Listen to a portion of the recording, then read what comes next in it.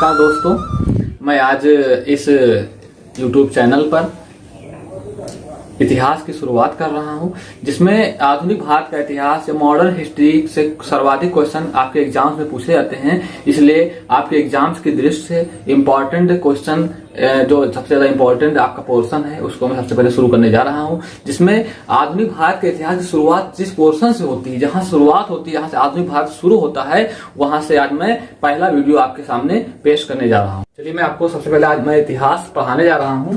इतिहास मैं आपको पढ़ाने जा रहा हूं।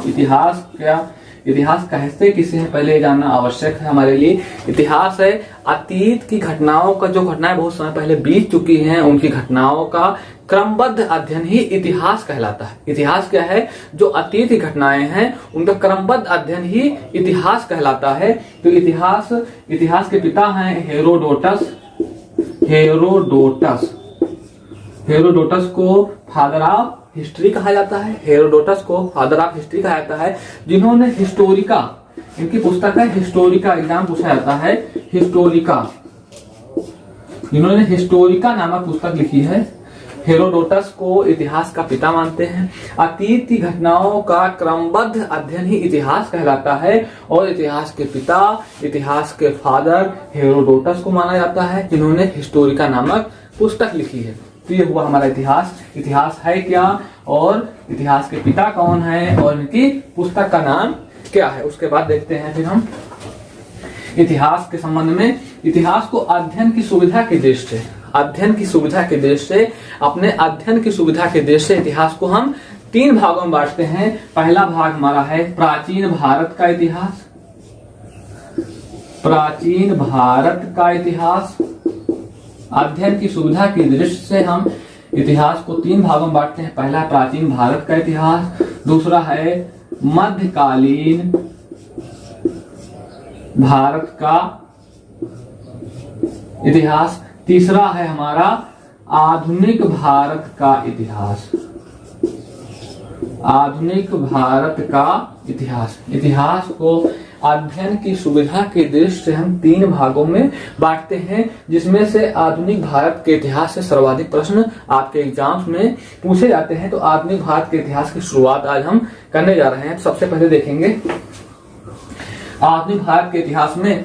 सबसे पहले जब आधुनिक भारत के इतिहास की शुरुआत कहां से होती है, तो शुरुआत होती है भारत में यूरोपीय कंपनियों का या यूरोपीय व्यापारियों का आगमन। यूरोपीय कंपनियों या व्यापारियों का आगमन। व्यापारियों का आगमन। भारत में जो आधुनिक भारत के इतिहास शुरुआत कहां से होती है? भारत में यूरोपीय कंपनियों का या व्यापारिक कंपनियों का आगमन कैसे होता है? आप भली भांति परिचित हैं कि भारत एशिया महाद्वीप में स्थित है। जब प्राचीन काल में आप सिंधु घाटी सभ्यता से लेकर के अब तक के भारत का व्यापार यूरोप से भी होता रहा है। सिंधु घाटी सभ्यता में आप देखेंगे कि यूरोपीय जो देश है, यूरोपीय कंट्री से इसका व्यापार चलता रहा, भारत का व्यापार होता रहा। लेकिन कुछ समय बाद कुछ समस्याएं आई। समस्याएं क्या है उनको भी हम जानने की कोशिश करेंगे।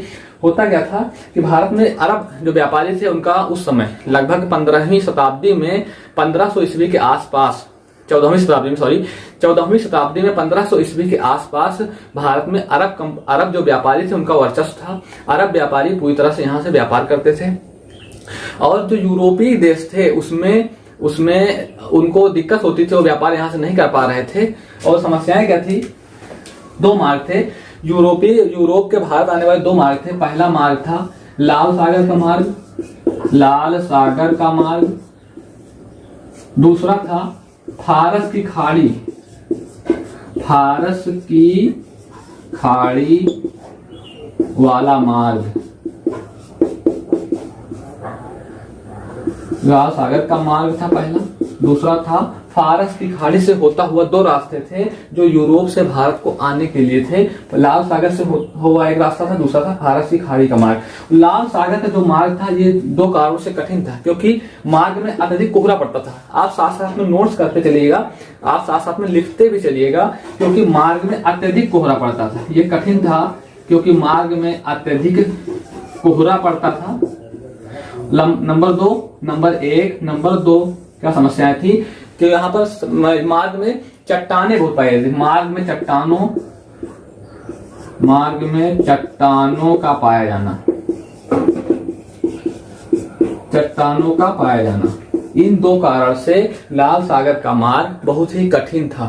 लेकिन फारस की खाड़ी का जो मार्ग था इसी रास्ते से होकर, जब हम पढ़ेंगे प्राचीन भारत का इतिहास पढ़ेंगे तो इसी रास्ते से होकर 326 ईसा पूर्व में सिकंदर ने भी भारत पर आक्रमण किया था। लेकिन भारत की खाड़ी वाला मार्ग सबसे सही था, इसी रास्ते से भारत का व्यापार होता था। लेकिन धीरे धीरे हम देखेंगे भारत की खाड़ी के बाद एक यूरोप के पूर्वी भाग में एक स्थान पड़ता था कुस्तुनतुनिया। यूरोप के पूर्वी भाग में एक स्थान पड़ता था कुस्तुनतुनिया एक स्थान पड़ता था। यहाँ पर 1453 ईस्वी में तुर्कों ने कब्जा कर लिया था। तुर्क एक जात होती है जो मुस्लिम धर्म की एक जात है तुर्क, जो तुर्किस्तान, उज्बेकिस्तान, कजाकिस्तान में इस जात के लोग सर्वाधिक पाए जाते हैं। तो तुर्कों ने 1453 ईस्वी में कुस्तुनतुनिया पर कब्जा कर लिया। जब ये कब्जा कर लिए तो व्यापार करने के लिए, व्यापारियों के लिए समस्या पैदा करने लगे, उस मार्ग में समस्या पैदा करने लगे। फलस्वरूप एक नए मार्ग की खोज की जानी, क्योंकि आपको पता है आवश्यकता ही आविष्कार की जननी होती है। जब अगर हमें किसी चीज की आवश्यकता होगी तभी उसका आविष्कार होता है, हमें जब जरूरत पड़ती है तभी उसकी खोज की जाती है। तो इसीलिए धीरे धीरे एक नए मार्ग की खोज की आवश्यकता हुई। तो होता क्या है, एक थे पुर्तगाली नाविक थे बार्थोलोम्यो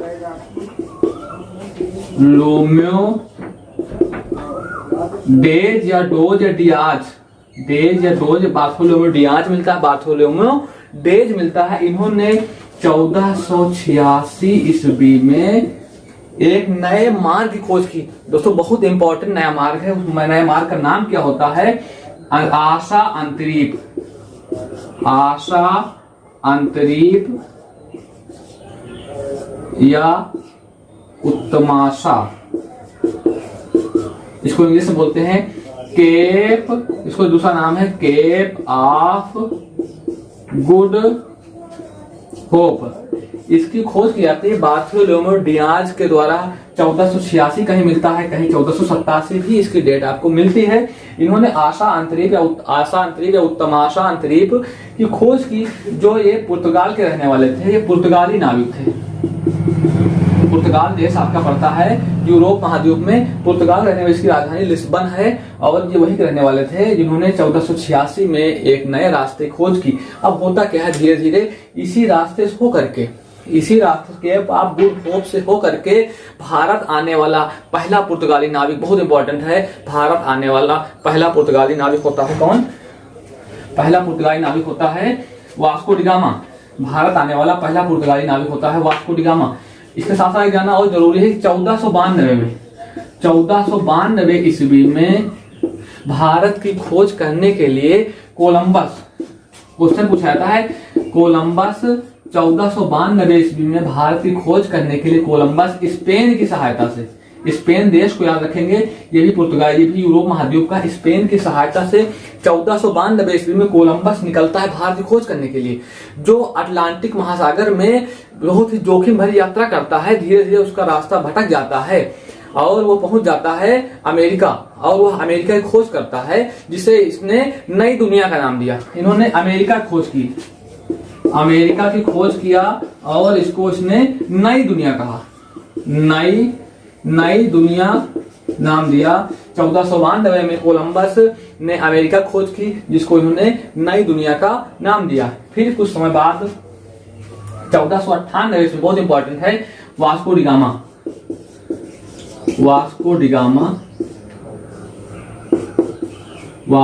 गामा का नाम आप लोगों ने सुना होगा। 1498 ईस्वी में भारत की खोज के लिए निकलता है और जो जोखिम भरी यात्रा करता है। धीरे धीरे ये भारत 17 मई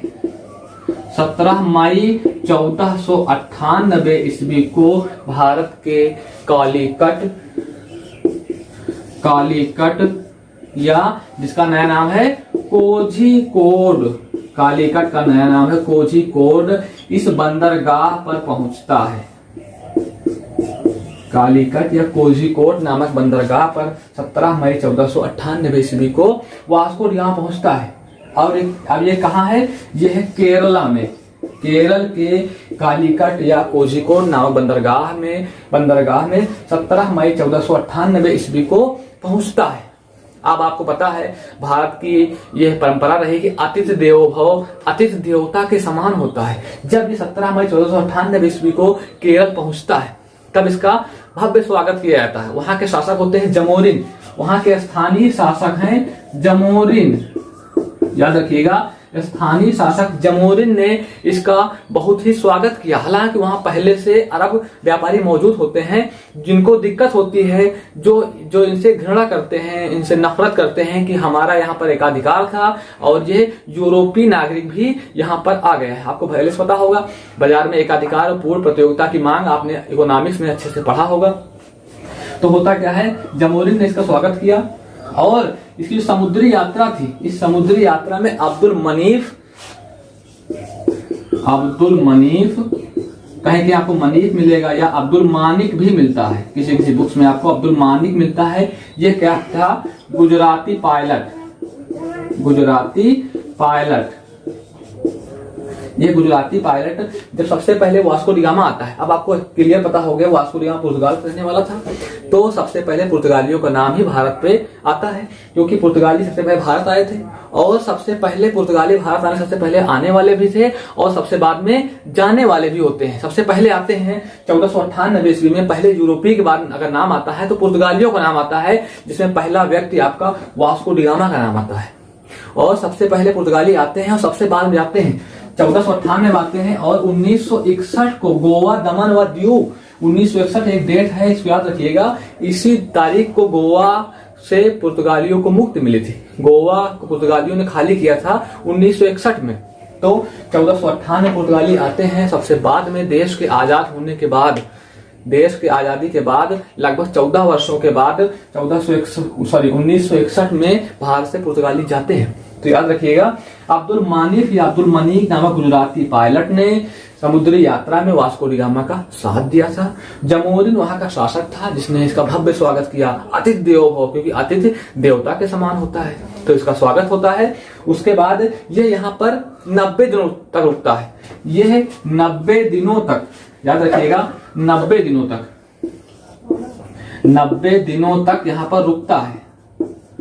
भारत में 90 दिनों तक रुकता है, लगभग 3 महीने तक रुकता है। और यहाँ पर करता क्या है, व्यापार करता है मसालों का, क्योंकि आपको अच्छे से पता है कि केरल मसालों के लिए प्रसिद्ध है। आज भी केरल को मसालों का बगीचा कहा जाता है। वहां आता है, 90 दिनों तक भारत में रुकता है और लगभग अपना सारा खर्च निकालने के पश्चात लगभग 60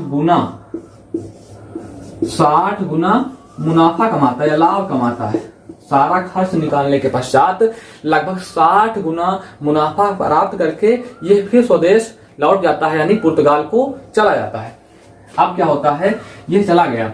अब वहां जाने के बाद में फिर दूसरा पुर्तगाली कौन आता है, बहुत इंपॉर्टेंट है। पहला पुर्तगाली आपका वास्को डी गामा होता है। दूसरे पुर्तगाली नाम आता है पेड्रो अल्ब्रेज कैब्राल। पेड्रो अल्ब्रेज कैब्राल का नाम आता है, जो 1500 ईस्वी में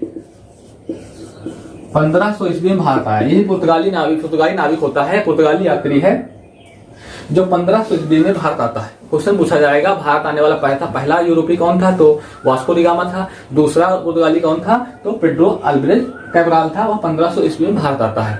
उसके बाद फिर क्या होता है, याद रखिएगा तीसरी बार वास्को डी गामा भारत आता है। फिर वास्को डी गामा तीसरी बार भारत आता है 1502 ईस्वी में। 1502 हमारा पूरा प्रयास है कि आपका कॉन्सेप्ट क्लियर हो जाए।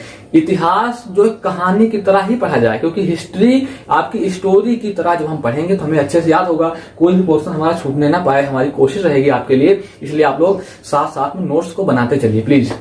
तो 1502 ईस्वी में वास्को डी गामा भारत आता है। होता क्या है, ध्यान रखिएगा, बहुत important. Vasco D gamma Bharat आने के बाद कोचीन में, ये कोचीन स्थान भी आपका केरल में है, पहली फैक्ट्री, क्वेश्चन पूछा जाता है पुर्तगालियों ने पहली फैक्ट्री या बस्ती पहली फैक्ट्री या बस्ती की स्थापना पुर्तगाली कोचीन में करते हैं और वास्को डी गामा ने 1502 में पहली फैक्ट्री या पहली बस्ती कोचीन में बसा देता है। 1502 में आने के बाद पहली फैक्ट्री बसा के फिर वापस चला जाता है। फिर होता क्या है, फिर होता यह है कि वहां पर से एक नई बात सामने आती है। वहां से गवर्नर जनरल की नियुक्ति की जाती है पुर्तगाल से कि आप गवर्नर जनरल ही भारत जाएंगे। तो होता क्या है, आप गवर्नर जनरल जब नियुक्त हो गए तो पहला गवर्नर भारत आया। याद रखेंगे, पहला गवर्नर, प्रथम गवर्नर के रूप में फ्रांसिस्को डी अल्मेडा। ये पहला गवर्नर होता है। अभी तक तो यात्री रूप में आते हैं दो लोग, पहला आता है वास्को डी गामा, फिर आता है पेड्रो अल्वेज कैब्राल, फिर आता है वास्को डी गामा जो कोचीन में बस्ती एक बसाता है। फिर पहला गवर्नर वहां से भेजा जाता है। पहले गवर्नर के नाम के रूप में नाम आता है फ्रांसिस्को डी अल्मीडा। ये आता है, पहला गवर्नर होता है जो आता है 1505 से लेकर के 1509 ईस्वी में। ये पहला गवर्नर होता है जो 1505 ईस्वी से लेकर के 1509 ईस्वी के बीच भारत आता है। 1505 में आता है, 1509 तक भारत में रुकता है। अब अल्मीडा करता क्या है, सबसे इंपॉर्टेंट इसका काम अल्मीडा का है कि अल्मीडा भारत आने के पश्चात ये जो कोचीन होता है वहां पर एक दुर्ग की स्थापना करता है। और अल्मीडा किसे याद रखेंगे, खाली सबसे इंपॉर्टेंट क्वेश्चन यही है कि पहला गवर्नर होता है जो भारत आता है अल्मीडा। फिर दूसरा गवर्नर कौन होता है, दूसरा गवर्नर होता है अल्फांसो डे अल्बुकर्क। हालांकि याद रखिएगा, अल्फांसो एक आम की प्रजाति भी जो भारत में बोई जाती है, भारत में होती है अल्फांसो एक आम की प्रजाति भी है, लेकिन याद रखेंगे अल्फांसो अल्बुकर्क। ये बहुत इंपॉर्टेंट क्वेश्चन है। अल्बुकर्क ये भारत में पुर्तगाली सत्ता का वास्तविक संस्थापक माना जाता है। बात अगर क्वेश्चन पूछेंगे वास्तविक संस्थापक पुर्तगाली सत्ता का वास्तविक संस्थापक होता है अल्फांसो डी अल्बुकर्क। ये आता है, अब 1509 में चले आते हैं। 1509 से लेकर के 1515 ईस्वी तक भारत में रुकता है अल्फांसो डी अल्बुकर्क। अब ये जब भारत में आता है, इससे बहुत इंपॉर्टेंट क्वेश्चन है, ये करता क्या है, 1510 ईस्वी में, ऊपर मिटा दे रहे हैं, 1510 ईस्वी में अल्बुकर्क, 1510 ईस्वी में अल्बुकर्क में बीजापुर के शासक थे यूसुफ आदिल शाह। याद रखिएगा, यूसुफ आदिल शाह।